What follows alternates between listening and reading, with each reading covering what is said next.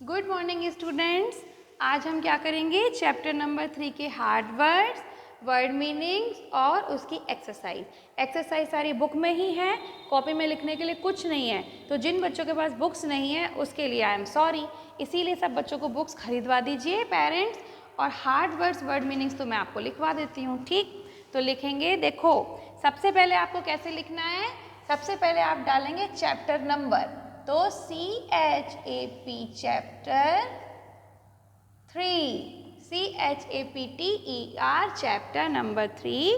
और हमारे चैप्टर का नाम क्या है, फन विथ द फैमिली, ठीक है। फिर हम नीचे लिखेंगे, यहाँ पे आप डेट डालोगे, ठीक है, जिस भी डेट को आप काम कर रहे हो। और फिर इसके नीचे हम लिखेंगे हार्ड वर्ड्स, ठीक। अब आपको हार्ड वर्ड हर पेज पे लिखने हैं। तो पहले फर्स्ट पेज पे हम फर्स्ट हार्ड वर्ड लिखेंगे TIRED, टायर्ड। और इसे आपको 10 टाइम्स लिखना है, ठीक है।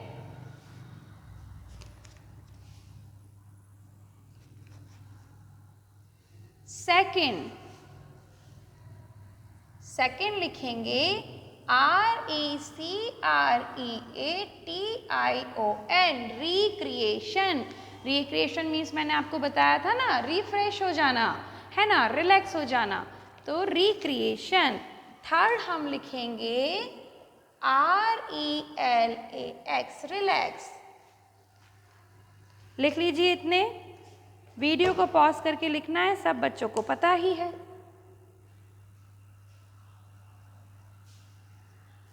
और हर वर्ड को आपको 10 टाइम्स लिखना है बोल बोल के, ताकि सब बच्चों को अच्छे से याद हो सके। तो tired, recreation, relax, okay. Next हम लिखते हैं, नेक्स्ट पेज पे जाएंगे। नेक्स्ट पेज पे हमें लिखना है और हार्ड वर्ड्स।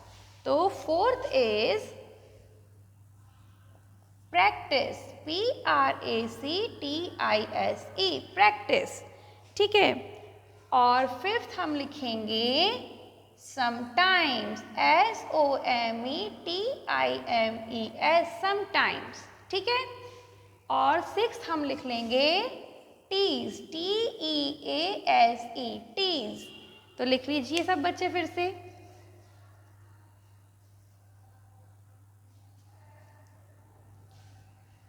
ठीक है, वेरी गुड। अब हम लिखेंगे नेक्स्ट, और भी वर्ड्स हैं भाई, ये चैप्टर थोड़ा बड़ा है तो हमारे पास हार्ड वर्ड्स भी ज़्यादा हैं, ठीक है। तो फिर हम लिखेंगे Acrobat. Seventh is ACROBATS, acrobats, ठीक है। फिर एट्थ हम लिखेंगे STUNT, ठीक है, स्टंट। नाइन्थ हम लिखेंगे क्लाउन, CLOWN, क्लाउन। इसको भी आपको 10 टाइम्स लिखना है, इसको स्टंट्स कर दो, ठीक है। एक्रोबैट्स, ACROBATS, STUNTS और CLOWN, इसको आपको 10 टाइम्स इसको भी लिखना है। अब आपके पास ढेर सारा काम हो गया, तो मम्मा को परेशान करना बंद करके चुपचाप पढ़ने बैठ जाएंगे। और नेक्स्ट पेज पे लिखेंगे म्यूजियम, ये हो गया हमारा नंबर 10, इतने सारे वर्ड्स हैं, MUSEUM, म्यूजियम, ठीक है। और लास्ट हम लिखेंगे 11th BEDTIME, बैड टाइम, है ना। तो इसको भी आपको दोनों को 10 टाइम्स लिखना है, ओके बेबीज। तो चलिए, और फिर बेटा कॉपी दीजिए चेक करने के लिए, आप लोगों की कॉपीज़ नहीं आई हैं, बहुत कम कॉपीज़ आई हैं अभी तक, ठीक। अब मैं आपको लिखवा देती हूँ इसके वर्ड मीनिंग्स। अब नेक्स्ट पेज पे जाएंगे, देखो उसमें भी ये चैप्टर 3 वेक्टर 3 बार बार नहीं डालना है, इसीलिए मैंने सब मिटा दिया, सिर्फ डेट डाल देना। डेट तो डेट भी क्या आज ही तो कर रहे हो, है ना, तो जिस डेट पे कर रहे हो सेम डेट है तो डेट बार बार भी नहीं डालनी है। तो पेरेंट्स भी ध्यान रखें इस बात का। हमने सिर्फ एक बार चैप्टर का नंबर डाल दिया, नेम डाल दिया, हार्ड वर्ड्स लिख दिए, हम काम करते जा रहे हैं। एक पेज पे, दूसरे पेज पे, तीसरे पेज पे हार्ड वर्ड्स हो गए। नेक्स्ट पेज पे आप सिर्फ ऊपर लिखवाइए words and meanings, words and meanings.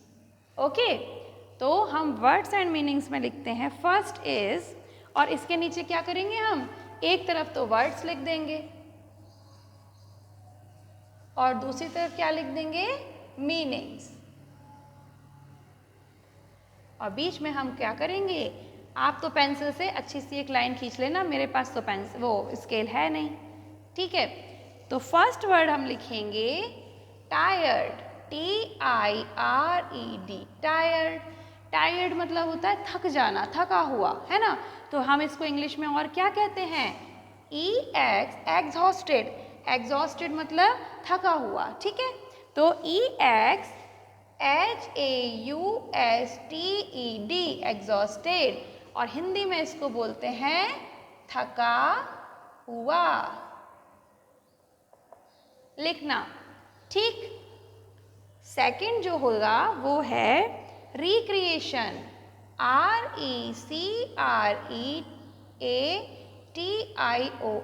Recreation. Recreation मतलब मैंने आपको बताया था ना, रिफ्रेश हो जाना, ठीक है। तो हम इसको कह सकते हैं कि एन्जॉयमेंट भी कह सकते हैं, रिफ्रेश भी कह सकते हैं। तो हम इसको लिख देते हैं ENJOYMENT, एन्जॉयमेंट। अम्यूज़मेंट पार्क जानते हो ना, अम्यूज़मेंट पार्क गए होंगे घूमने के लिए, वहाँ पे वाटर पार्क वगैरह होता है, सब बच्चे जाते हैं, तो उसी को हम रिक्रिएशन भी कहते हैं, रिक्रिएशन पार्क्स भी कहते हैं। तो इसको हम हिंदी में क्या कहेंगे, मनोरंजन, ठीक है। और third to relax, to RELAX, relax मतलब क्या होता है, आराम करना, है ना। तो हम कहते हैं जब हम आराम करते हैं उसको कहते हैं to EASE, ease, to ease, ठीक है। और हम इसको हिंदी में क्या कहते हैं,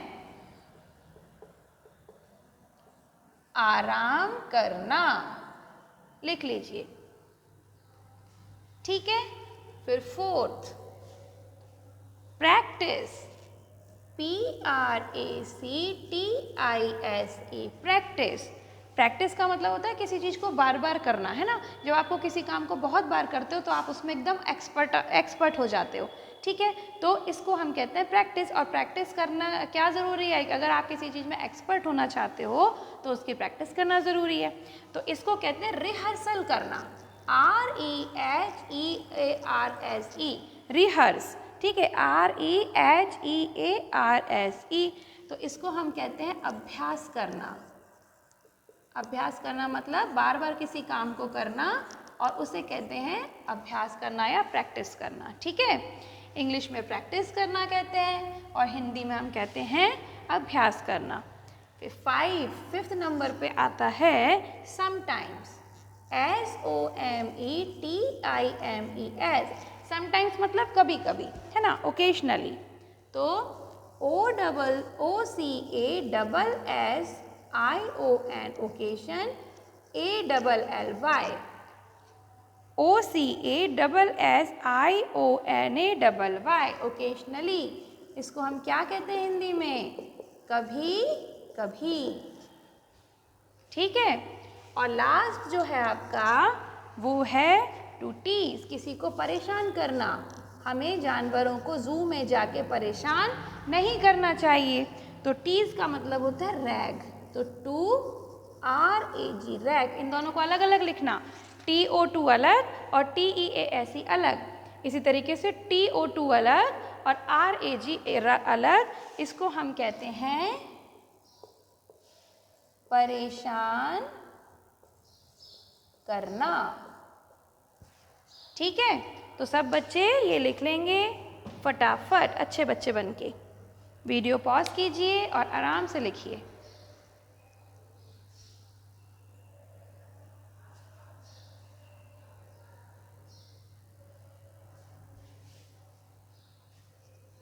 ठीक है, अब मैं आपको बुक की एक्सरसाइज करा देती हूँ। तो सब बच्चे बुक ओपन करिए।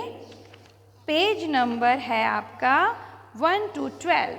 बहुत सिंपल सी एक्सरसाइज है, देखो। चलिए तो हम देखते हैं, ये देखो page number 1 to 12 exercise. Recreation makes us feel. आपको टिक द करेक्ट आंसर करने हैं, सब बच्चों को पता ही है। ABC में से चुनना है। रिक्रिएशन आपको फ्रेश करता है, सैड मतलब दुखी करता है, या टायर्ड मीन्स थकाता है। तो सब बच्चों को पता है कि recreation makes us feel fresh, तो हम फ्रेश पे टिक कर देंगे। A is the right answer. A place where we can see a number of animals. ऐसी जगह जहाँ हम बहुत सारे जानवरों को देख सकते हैं, वो क्या कहलाता है? जू कहलाता है। तो हम जू पे करेक्ट कर देंगे, तो जू इज़ द राइट आंसर। ठीक है, फिर नेक्स्ट बोल रहे हैं वी सी क्लाउन्स इन अ। आपको गार्डन में जोकर मिलते हैं, सर्कस में जोकर मिलते हैं, या जू में मिलते हैं? तो all of you know circus is the right answer. हमें सर्कस में मिलते हैं, तो हम बी को राइट कर देंगे। ठीक है, नेक्स्ट देखिए, what do you think are good ways to relax. अब आपको क्या लगता है हम इन चीज़ों में से कौन सी करें ताकि हम रिलैक्स हो सकें? क्या आपको ऐसा लगता है कि रीडिंग अ बुक पढ़ने से रिलैक्स होता है? जी हाँ, जब आप स्टोरी बुक्स पढ़ते हो या कॉमिक्स पढ़ते हो तो आपको रिलैक्स होता है। ठीक है, तो हम इसको राइट टिक कर देंगे यहाँ पे। Reading a book loudly and disturbing others. अगर आप बहुत ज़ोर ज़ोर से चिल्ला चिल्ला के किताब पढ़ो और दूसरों को डिस्टर्ब करो तो क्या आपको रिलैक्स होगा? नहीं, वो भी चिल्लाएगा आपके ऊपर कि भाई क्यों हल्ला मचा रखा है, फिर झगड़ा हो जाएगा, तो रिलैक्स तो होगा नहीं। इसीलिए हम करेंगे कट, यहाँ पर हम कट कर देंगे। C, watching TV with high volume. क्या आप ज़ोर ज़ोर से अगर वॉल्यूम करके, ज़ोर से आवाज़ करके अगर आप टीवी चलाओगे तो रिलैक्स होगा? जी नहीं, क्योंकि फिर से झगड़ा हो जाएगा। तो आप कर दो ना इसको। Reading a book right, reading a book loudly and disturbing others cross cut, और watching TV with high volume भी कट। फिर आता है नेक्स्ट, मैच करेक्टली। तो रिक्रिएशन से हमें क्या मिलता है? Fresh and active. रिक्रिएशन हमें क्या बनाता है? फ्रेश और एक्टिव बनाता है। पिकनिक में हमें बहुत मज़ा आता है, तो पिकनिक को हम जोड़ देंगे फन से। और लूडो जो होता है वो एक इंडोर गेम होता है, तो ludo is a indoor game. ठीक है, नेक्स्ट हम देखते हैं फिलअप्स। तो फिलअप्स में देखें, आपको ये जो वर्ड्स दिए हैं इनमें से आपको फिल करना है चूज़ करके। We enjoy going to mela. हम मेला जाने में बहुत मज़े करते हैं। We see a number of old and wonderful things in museum. हम म्यूज़ियम में, ओल्ड मीन्स पुरानी और वंडरफुल चीज़ मतलब वाओ, जैसे अपन देखते हैं ना, कहते वाओ यार ये तो मैंने देखा ही नहीं, तो ऐसी वंडरफुल चीज़ें हम कहाँ देखते हैं? म्यूज़ियम में देखते हैं। ठीक है, next is the clowns make us laugh in a circus. तो सर्कस में आपको कौन हंसाता है? तो आपको हंसाते हैं clowns. We should not tease animals in the zoo. हमें जू में जाके किसी भी एनिमल को टीज नहीं करना है, तो this is the right answer. तो first is mela, second is museum, third is clowns and fourth is zoo. Getting everybody? तो ये लिख लेना आप आराम से। ठीक है, ये देखिए, और ऊपर भी पहले राइट टिक करना है, फिर रॉन्ग, और मैच द करेक्ट आंसर भी दे दिए, फिलिप्स भी हो गए। अब लास्ट क्वेश्चन बचा है जो वो है, मतलब लास्ट नहीं second last, where does Nitika's family go on holiday. तो पिकनिक लिख लीजिए। नितिका की फैमिली छुट्टी वाले दिन कहाँ जाती है? पिकनिक मनाने जाती है, तो पिकनिक इज द आंसर। ठीक है, आप इसको बुक में ही कर लेना, यहीं लिख देना बस पिकनिक। ठीक है, जैसे मैंने लिखा है। फिर देखिए ये लास्ट क्वेश्चन तो ये है madam, take the pictures that show recreation and cross the one that don't. उन पिक्चर्स को आपको राइट टिक करना है जिससे रिक्रिएशन होता है। रिक्रिएशन मीन्स जिससे आप फ्रेश हो जाते हो, है ना, और उसको क्रॉस करना है जिससे आप रिफ्रेश नहीं होते हो।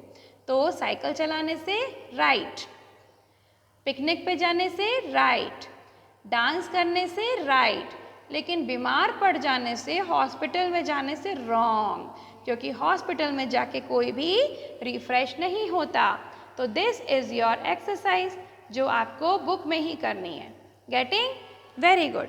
तो चलिए हमारा ये चैप्टर होता है कंप्लीट। तो हमने 3 चैप्टर्स कंप्लीट कर लिए हैं and now I request to parents की कॉपीज़ और बुक्स चेक करने के लिए भेजें, अपनी अपनी ब्रांच में जमा करा दें, जहाँ भी आपके बच्चे पढ़ते हैं बुक्स मेरे पास तक पहुँच जाएंगी, कॉपीज़ भी, ठीक है। तो अगर हो सके तो मंडे जमा करा दीजिए, लेकिन कराइए, चेकिंग कराइए, क्योंकि बच्चा क्या लिख रहा है, आप भी उसके साथ मेहनत कर रहे हो, बट कभी कभी गलती से हमसे भी गलतियाँ हो जाती हैं।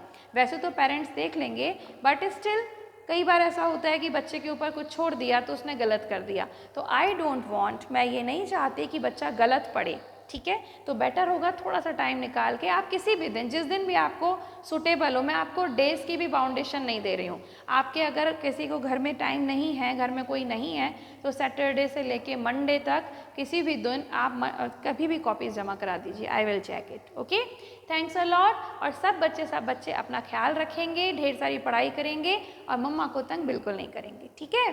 तो we will meet in the next video. Up to that time, bye bye all of you.